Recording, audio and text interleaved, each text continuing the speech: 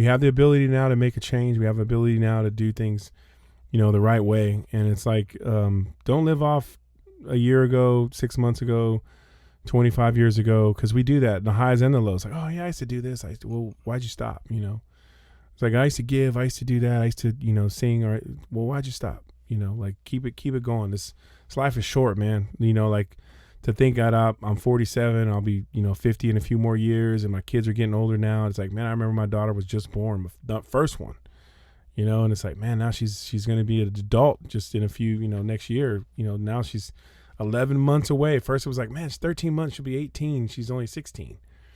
And I always tell people, like, I kind of age people by like that, like 3 years. Like, that's how fast time goes. She's 16 one day, and then, 12 days and 1 month later, she's 18. Like, that's how fast, like, bam, bam, bam. And then it jumps again, and you're like, man, time is fleeting, man. So, one thing we need to do is just maximize our time, maximize the, the relationships we have, and really invest in them. And rather if it's you're co-parenting, make it the best. How do I make this the best experience? Like, because that's the thing about life. We can salvage things. We could salvage relationships. We can salvage, the moment and not be afraid to work at it. Cause that's what it comes down to, is just focus, right? Where the focus goes, the power flows.